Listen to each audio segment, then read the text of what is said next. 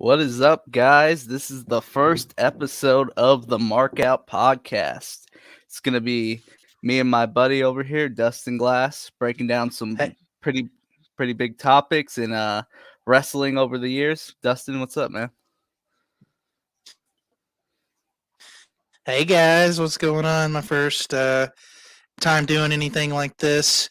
Ignore the horrible webcam quality, but horrible webcam quality, high quality show. So, me and Devin have debated stuff for years. We love to argue, so you get to listen to some of the arguments.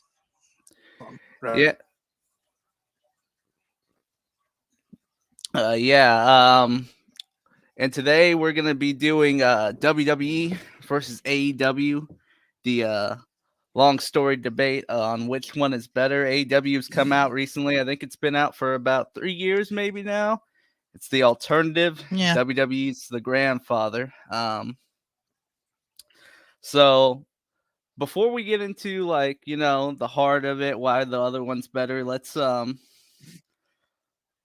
about let's just give everybody the scenario. I'll be the AEW representative and you are going to be the WWE representative. And Oh what is yeah. and Oh yeah. we're gonna kind of do an overall thing. It's not like who has the better talent, just what company structurally is better, right, Dustin?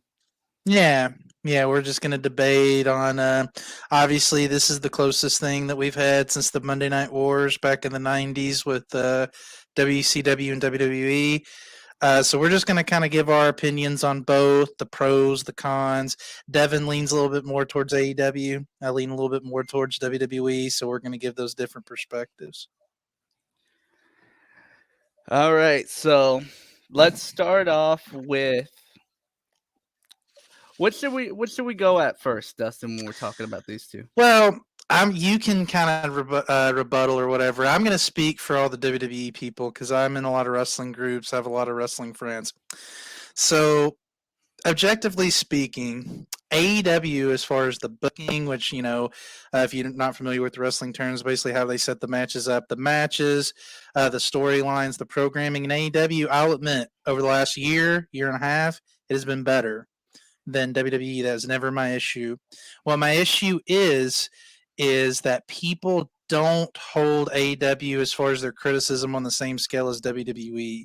People love to criticize WWE and point out all of its faults, but because they've wanted this alternative for so long that they ignore the faults that are with AEW.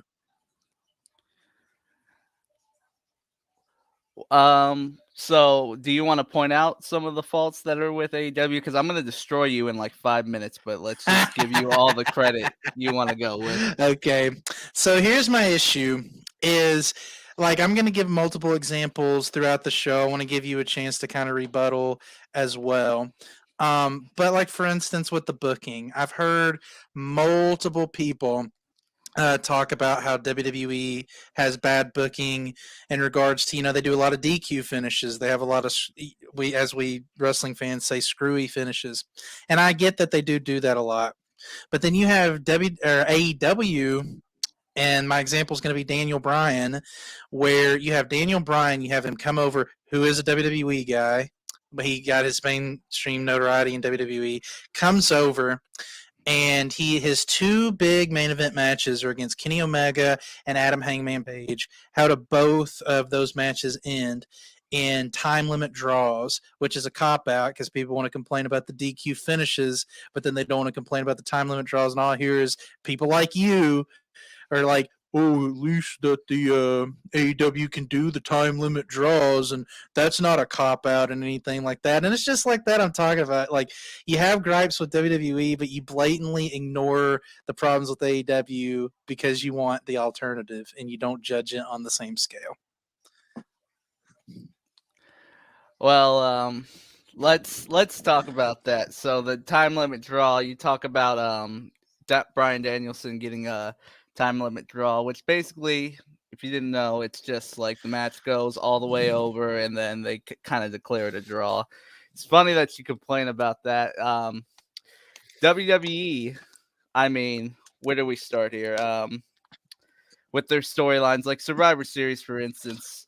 It would be bad to go a time limit draw on a big blow off, right? But you know what would be worse if you had a bunch of people in a battle royal, like 30 guys fighting, and what are they fighting for?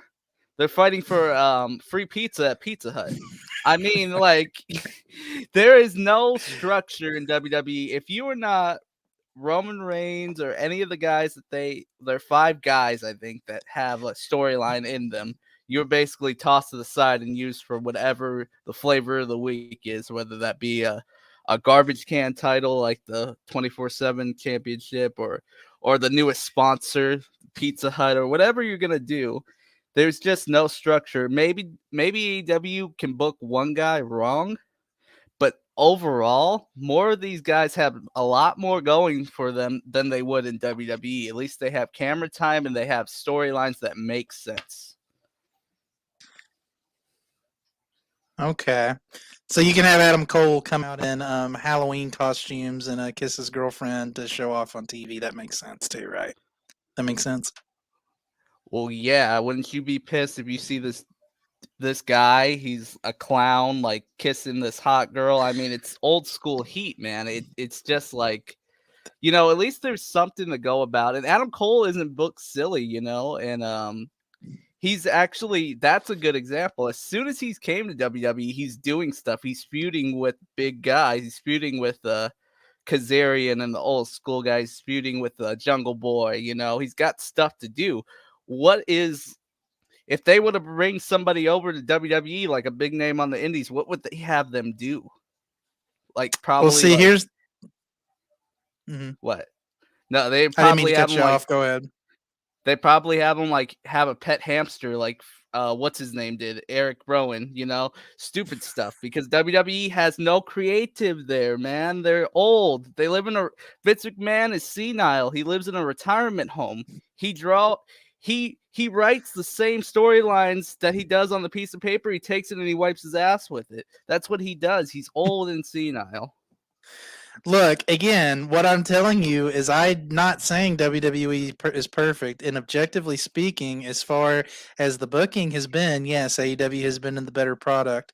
But at the end of the day, and I don't mean to repeat myself, but all it comes down to is people ignore the faults with AEW because there was no alternative to WWE for so long that they absolutely ignore it. Like, and then you have people who don't judge on the same scale. Like, look at Dave Meltzer. If anybody doesn't know who Dave Meltzer is, Wrestling is Our newsletter. It's kind of like the inside source when it comes to wrestling. He reviews a lot of stuff. They have their year-end awards where they kind of rank all the awards. AEW won almost every single award except one award. And I'm sorry, like no disrespect to Kenny Omega, his run was amazing. But the best booked superstar and the most over person in the entire year, regardless of any company, was Roman Reigns. Like Roman Reigns has been the best all year, and you don't give him any credit. And then on top of that, all the other it's just blatant favoritism, which is my problem. Blatant favoritism. What I'm going to talk about next is going to lead into that. But what I like to call with the Roman Reigns thing is the suffocation factor, which is you take all the other talent and choke the life out of them, give them no legs to stand on until you got one guy who they're using well. And of course, everybody's going to look at that guy. That's exactly what they did to Roman Reigns. And that's the next topic I think we should go into is the superstars or wrestlers, pro wrestlers in my case, of WWE AEW. How are those top guys doing in the company? And if we look at that, I'm sure you're gonna name like Roman Reigns. Maybe you'll pull some other name out of your hat, but I got at least 5 or 10 guys in AEW who are going places and are relevant to watch on TV. So Okay, like, name them off. all right, well we got Brian Danielson, we got um, Lance Archer, we got Cody Rhodes, we got Hangman Adam Page. We got Dr. Britt Baker. We got Chris Jericho, of course, right? Mm-hmm. Mm-hmm. MJF, of course. Mm-hmm. CM Punk. Um, I could keep going on. Lucha what do they call Lucha Express.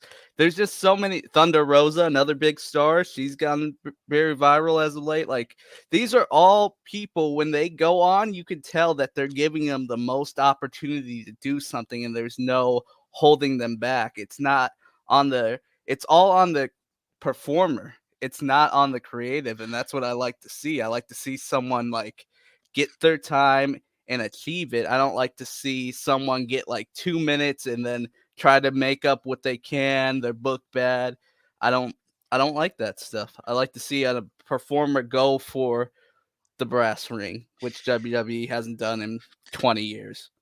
And that's somewhat of a good point, but you have to remember with AEW as well is every time there's a big free agent like this Wednesday on Dynamite, there's going to be someone quote unquote walking through the forbidden door. Which, again, like for anybody that's not familiar with the door, most of the people probably listening to this podcast probably are, but taking people from other companies and bringing them in.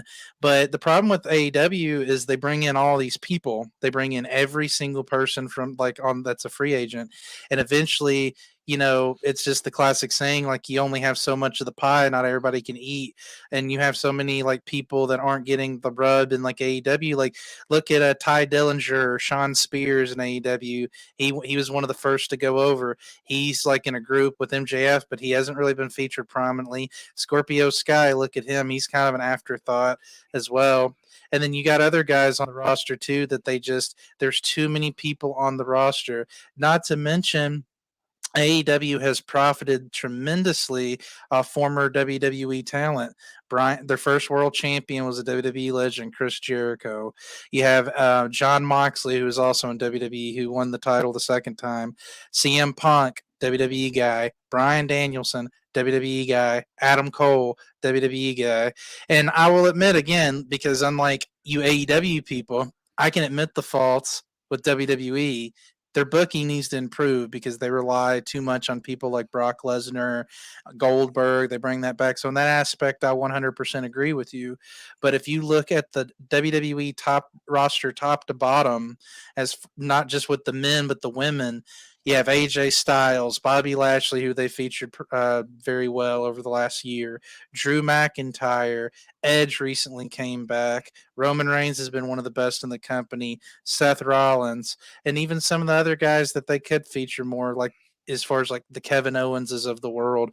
Like, that roster has so much depth. So like as far as the booking, yes, it could be better. I 100% agree with you.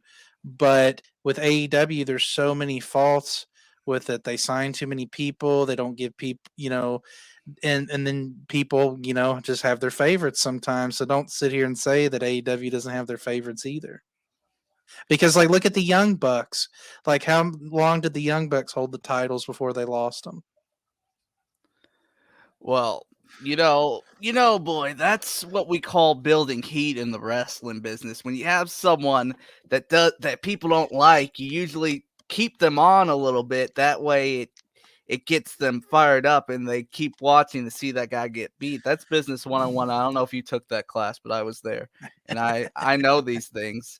So, another thing you said about the wrestlers, you mentioned like all those AEW or WWE wrestlers that are now in AEW. Why do you think they're in AEW? It's because they literally had no spot for them and they were just shoving them out. And those guys are great performers, like an Adam Cole.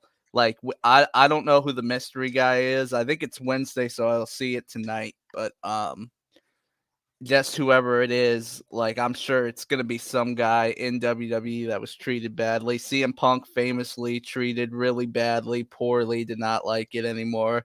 John Moxley, I think he was taking COVID vaccines before COVID was a thing on WWE TV. I forgot what he was doing. He's taking some injections, but just all the silly things that they had them do.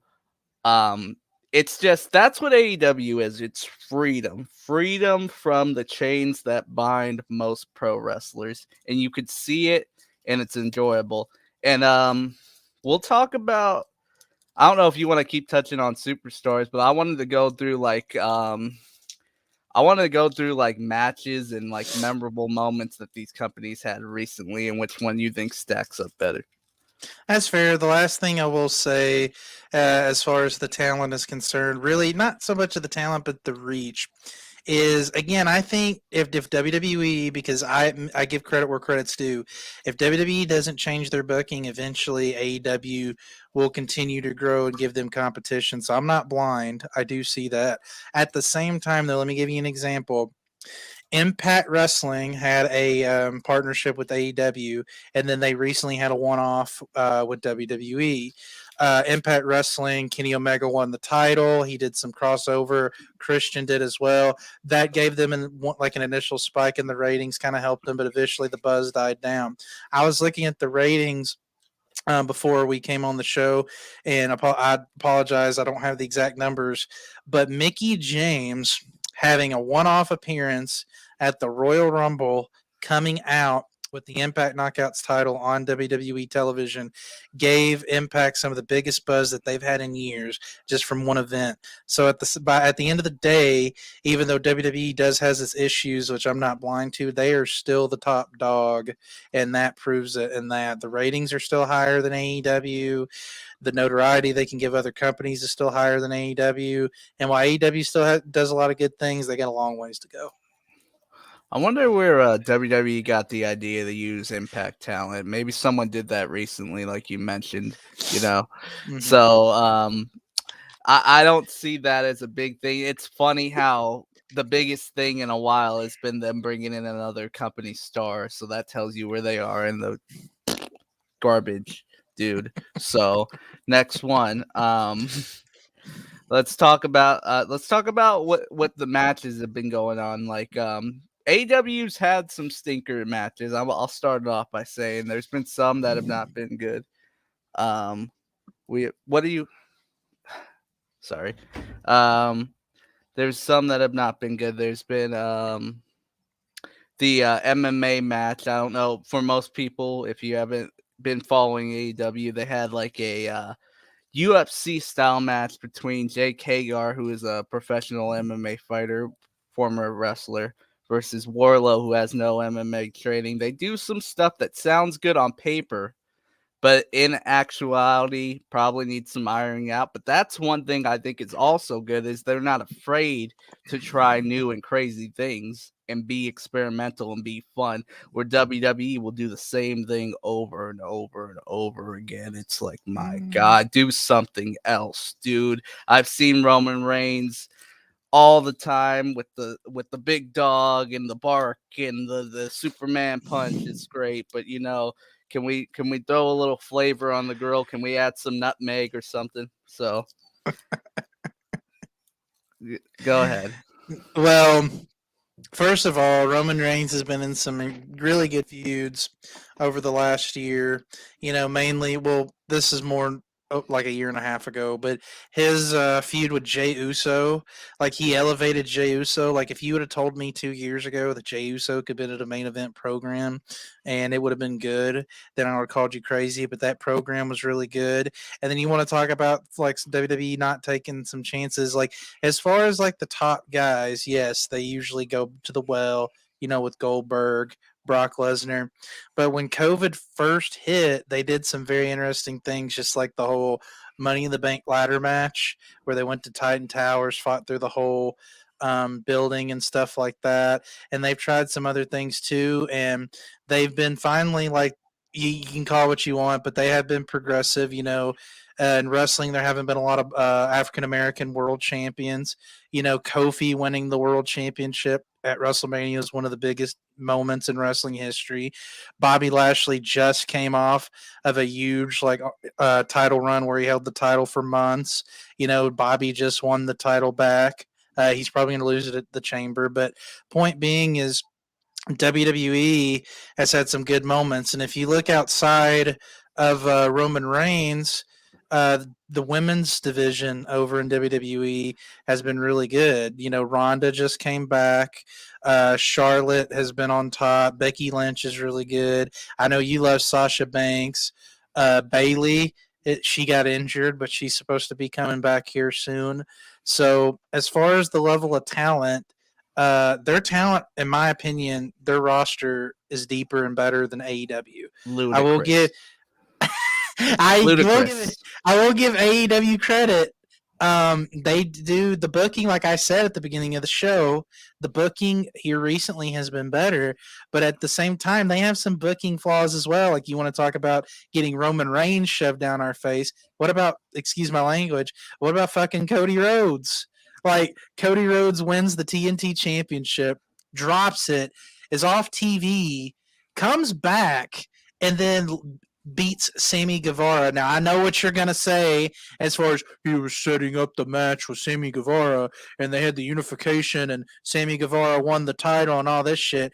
But I firmly believe that wouldn't have happened if he wouldn't gotten backlash because Cody is still trying to be a face and the crowd has absolutely turned on him. And so don't sit here and say that AEW doesn't push people down our throats as well because they do it with fucking Cody Rhodes all the time. Huh, that's weird. A guy who's universally hated by the crowd but still tries to be a face. Where have I seen that before? Let me dial back a couple years. What was that guy that you were talking about, Roman Reigns? Didn't he do that for like 5 years? Yeah, and I then they mean, turned him heel, and it's worked. They turned him heel. finally, finally they turned him heel. I mean, my God, maybe AEW is trying to do something here. Wait till the storyline's over. That's what I'm saying, man. Cody Rhodes is a godsend. All praise be Cody Rhodes. I mean, if it wasn't for Cody Rhodes, we wouldn't have AEW and we wouldn't Oh have my this thriving god. independent wrestling that we have now. You wouldn't have Let me pray to him. your Thunder Rosa that you like, or your Lance Archer, or all the other AEW guys that you like too. Would it be having their shining moment if it wasn't for Cody Rhodes? So you can hate on Cody Rhodes all you want, but at the end of the day, AEW and independent wrestling in general would not be where it is today without that, man. I give him a little bit of credit, but it's also the Cody Rhodes invite your friends to the show club. So, but that's besides the point. If you're friends with Cody Rhodes, you got a guaranteed spot. So, Oh come yeah, on we much aboard. we much we much Come on rather aboard, everybody. Come We on. much rather invite podcasters like Pat McAfee and all this other stuff, all these other people who have no wrestling talent than invite the actual pro Well, wrestlers that you're have talent. wrong, sir, because if you watch the match between Adam Cole and Pat McAfee, that match was really good. I'm sure it was really good. It was like Swan Lake. I bet you it was beautiful. See, you don't Nonetheless, even watch it. You don't even watch it. At least I'll try to watch AEW. You don't even give it a chance I will because you're definitely salty. You're I will salty. definitely take some melatonin and try to watch a Pat McAfee match. Oh But my! then And you know what I'll do? I'll try to drink coffee to make sure I don't fall asleep through a Cody Rhodes promo. That's great. You go ahead because you were enthralled last time you watched one. But Mm, anyways, let's move on. Let's move on God. to what you touched on, the females of pro wrestling, and I can agree. Back in a couple years ago, maybe 2015, divas or women's wrestlers were really hot in WWE. Like they just took off. They had so many stars. They had Paige, they had AJ, they had Bailey. They have a lot of the same people they still have. And they took women's wrestling really seriously. They got into it. They were headlining pay-per-views and they did great stuff. But even that seems tired now in WWE. It seems like the women, even though they got the Royal Rumble and everything, it just seems like the drive isn't there, or there's not on the same page of communication. We can look at Charlotte, which she's been having the blow ups lately. Charlotte used to be one of their biggest stars and still is their big stars, but she's been having some on camera problems to where the audience can see like something isn't right over there. There's a lot of resentment on her part. It looks like she's gotten into like, if you look up Nia Jax versus Charlotte, you'll see there's been fights. There's been not agreeing to do certain things, and it just looks like, wait, well, no, you wait, sir, you wait, and then it just seems like there's no real locker room leader in the women's division. But then you go to AEW and you got all these young, hungry, good wrestlers. You got Britt Baker, who's a legit dentist. You got Thunder Rosa, who's a mixed martial artist. You got Mm, the first trans wrestler, Nia Jax. You got Jade Cargill. You got all these good talent, and they're just being led so great. It's like watching a oh masterpiece in my. action. It's amazing. Go ahead with your crap, Dustin. A masterpiece? Yes, A masterpiece. a masterpiece, Chris Okay. masterpiece. Okay. Well, first of all, I'll give you credit. Recently, the AEW women's roster has looked a little better. But let's be real, it's been a little weak. And at the end of the day, if you take the four horsewomen of WWE, which is Charlotte, Becky, Sasha, and Bailey, they're better than anybody on the AEW women's roster, Britt Baker included. They're better than Britt Baker. Okay. And then you have some depth. You have Rhea Ripley, you have Asuka, and you have a lot of women over in NXT. Like for instance, like you want to talk about, like, I'll give WWE a little bit of credit on booking here with the women. You had someone that was floundering on the main roster with Mandy Rose. She wasn't really doing that much. She kind of had the rub off Otis that got a little hot, but then they separated them, which I didn't think was good. Yeah. And then she kind of floundered. But then they moved her over to NXT, and she started a new stable on NXT. She's the NXT Women's Champion, and it's been great. It's been great. So as far as like the roster with the women in WWE, in my opinion, it's still way better. AEW has a long way to go. Now, we'll give you credit. Britt Baker is good. Like, if I were making a list of like the top women in wrestling, she'd be two. I'd probably put her at two. But at the end of the day, the roster, she's not one. She's not better than Charlotte, and I could argue she's not better than Becky Lynch. But I'll give her credit. She's good. But at the end of the day, again, it's just the women's roster in AEW is better. I'm sorry, in WWE is better. See, you polluted my mind. You polluted my mind. But the women's roster in WWE is better. And you look at the Royal Rumble, like the women's, in my opinion, the women's Royal Rumble this year was way better than the men's Royal Rumble. So the women are still getting the rub in WWE, Half of and those that women aren't in the WWE anymore, aren't doesn't they? matter. It's still good to Okay. see him. Okay. It's still good to see him. I'm sorry that to get any depth in the AEW women's roster, you got to go over and add Ruby Soho. You got to add people from the WWE women's roster that didn't make it to make it even a shred of relevancy. Or you have to get a 40-year-old Serena Deeb to have any relevancy to your women's roster. I'm sorry You about like that. you like both of those I wrestlers. do Okay. like them, but at the end of the day, like, you got to go and get them because you can't. We groom talent over here. What women's superstar has AEW groomed besides Britt Baker? Are you serious? You got Anna Jay coming up the ranks. You got really? Okay. You got you got Thunder Rosa. I mean, she's been He's around the good. world. Yeah, she's Yeah. good. Jade Cargill. I mean, basically was raised. She's the TBS champion, bro. You can't talk shit on Jade Cargill. There's a lot of good things. And it's not even about which women roster is better. It all goes back to Got to who. point to that when you're done. Okay. But it all goes back to booking effectively. If the women are good and you don't do anything with them, are they really good? The great philosopher Aristotle once said. So if you think about that, it's like, yeah, you have all these great women, but you don't have the wherewithal to make them effective on the show. No one cares about them. That's why it takes you a while to think, like, damn, I haven't seen Bailey in a long time. She's been She's injured, but hurt. yeah, that's fine. But it's like I don't really know. And Charlotte's like, yeah, Charlotte was great in her day, but is she even like any good now? And of course, Becky Lynch is their female Roman Reigns, so they're always gonna keep her relevant. But it's She just was like, over like Rover last year. yeah, that's fine. That's great and all. But I mean, well, like I said, one superstar does not make a whole roster. Okay. Well, first of all, I think it's a little bit. You can call this what you want. I just think it's a little funny because maybe, maybe Jade Cargill would have won the TBS championship regardless. Like I thought Ruby Soho had a legitimate chance to win the tournament, but, maybe Jade Cargill was the original plans. But I just think it's funny how Tony Khan gets called not having a what's the word I'm looking for? It wasn't a racist like work environment, but he didn't cater to their African American stars. Gets backlash about it all over on Twitter. And then a week or two after that happens, Jade Cargill, a black woman, wins the TBS championship. A little bit of pandering in my mind, dude, to quell some of the discontent. But regardless of the reason, yes, Jade Cargill has looked strong.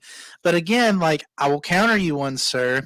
I didn't even bring up Nikki ASH when she won the Money in the Bank. And if you go back and watch that clip when she cashes in the Money in the Bank contract on Charlotte, that was one of the biggest pops of the year. The crowd went crazy. But you ignore these things. You ignore them because you don't like WWE. WWE loves their superhero characters, for the love of God. How many times have we seen that? I think I got like 5 on my hand right now. But but to counter your point about Cargill, I think the plans was always for Cargill to win the title. I mean, she hadn't lost up until that point, and she was beating these women dominantly. And you know, I think I agree with Tony Khan on some of the things. Like, it's not that he doesn't want to diversify, but he's just putting the right people in the right places. I mean, I'm trying to think. Cargill's a good example, also like Red Velvet, but I'm trying to think of like Oh. a minority in AEW right now who deserves to be champion. And right now, I don't Scorpio Sky would be a good one, but he hasn't been used properly in a while. So they'll come around. When my point is, when there's someone good enough, regardless of the color of their skin or anything, Tony Khan will put them in the spot if they deserve it. So that's just people trying to grab at Tony Khan, and they don't really No. understand what he's about. The man's a fan. A man's a bigger fan than me and you combined. He knows his stuff. He's So that watched. means he should run a wrestling company because he has daddy's money, right?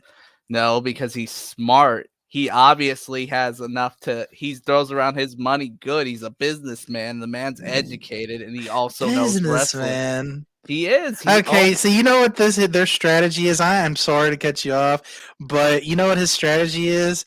Is his daddy was like, "Hey, you're gonna get your inheritance early." It's literally anybody that gets released from WWE since he has a fat pocketbook. Let's sign this guy. Let's sign this guy. Let's sign this guy. Like the whole point of AEW that they stressed was it was going to be an alternative to WWE and they were going to build their own stars. But they keep signing all these old stars that they said they weren't going to do. Like, yes, I understand Brian Danielson is a big name. You go Hey out and get Dustin, him. just for a second, who are all the champions in AEW? Currently, they're AEW Yo, guys, but they yeah, haven't always yeah. been that way. But Oh, it they're hasn't all always been that. That's recent. That hasn't always been that way.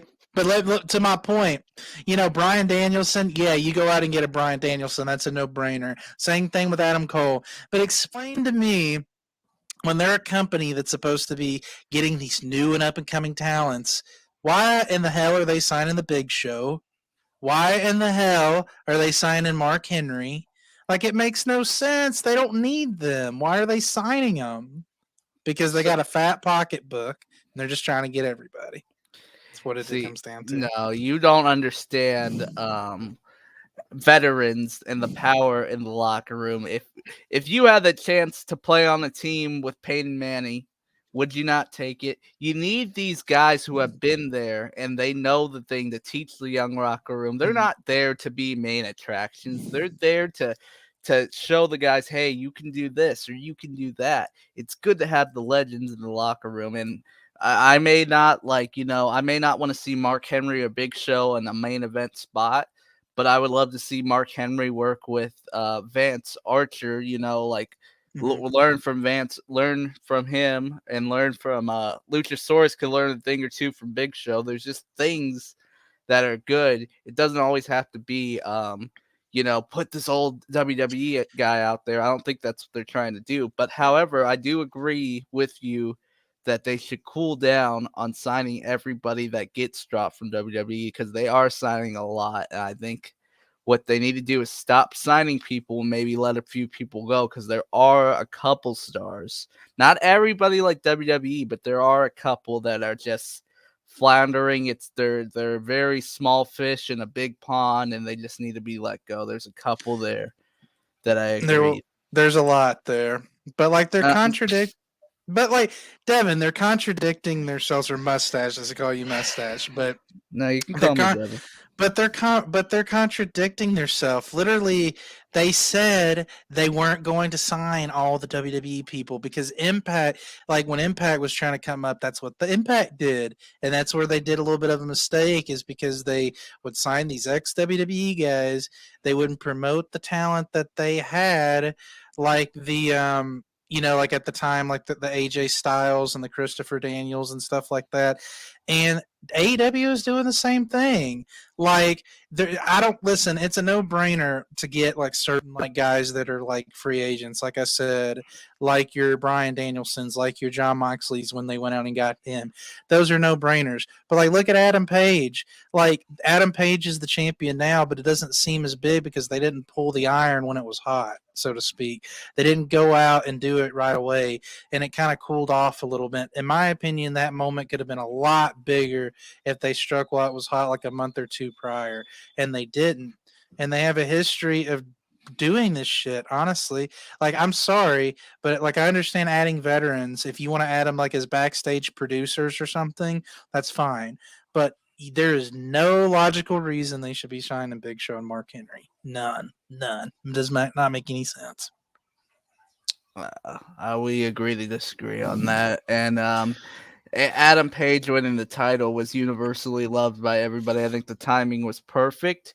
Um, and they're giving him a shot. I don't know if it's exactly going to work out because Adam Page is one of my favorites, and I like how they're giving him the room to experiment and trying to go with this. But I don't know if he's exactly working out in my type of way as a champion. But they definitely waited the right amount of time, and when he won that title, everybody was in agreement that that was a great match and a great storyline. So I don't know what the hell you're talking about, but um, that being said, WWE or AEW should watch signing so many people, but I do agree. I still stand by that Big Show, Mark Henry, Dean Malenko. You know, he's not a wrestler, but he's behind the scenes. I think it's good to have these guys there to teach the young guys the way.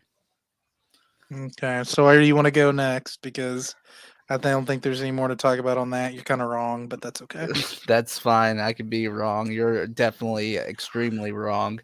Um, let's go with what do you see? Let's talk about hmm. I don't know. We talked about the superstars. We talked about um let's talk about these shows that they got. Let's talk about SmackDown and Raw, and Okay.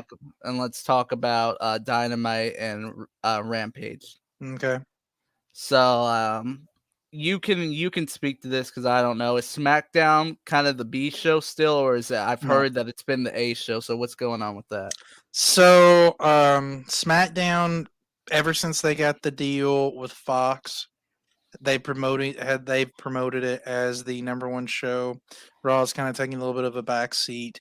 One of my little gripes with WWE that I don't like that they're doing is they don't fully stick with the brand split. So they did do the brand split again, but they're starting to incorporate, like they're starting to sway away from it. And I think that's the reason as to why that's their excuse to unify the titles so they can justify not having the brand split, because obviously, if you haven't been keeping up with WWE as of late, Brock Lesnar lost the WWE title to Bobby Lashley because Roman Reigns screwed him at the Royal Rumble, and then Brock Lesnar entered the Royal Rumble match and won, and then Brock Lesnar is going into the Elimination Chamber, which in my opinion makes no sense, but it's their way of getting the title back on Lesnar so they can set up the unification match at WrestleMania between Lesnar and Roman.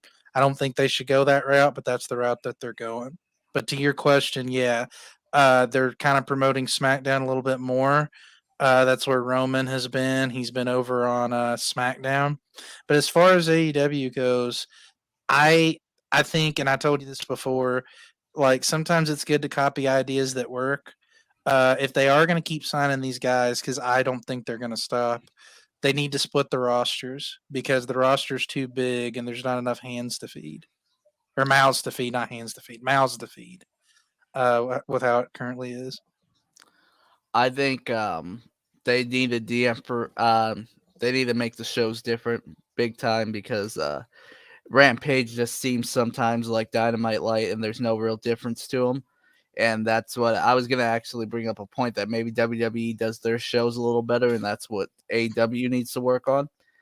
But I don't know if brand splitting is just gonna make people just be like, "Oh, this is like WWE," but there's got to be something done to where these two shows stand out. Maybe you could have like, um, I don't know, the tag team division's really good and the women are really good. Maybe you can make them more one centric to another, like Rampage could be like the tag team and women's show, and then you can make it like the single show on Dynamite, but even that would be weird. But there's just gotta be some sort of new formula that you could try to experiment because Mm, right now it just seems like Rampage is just another episode of Dynamite. Sometimes it's better, sometimes it's worse. So yeah, we're in agreement there. It seems like Rampage is kind of like if you remember back in like 2008, 2009, they actually promoted superstars pretty heavy.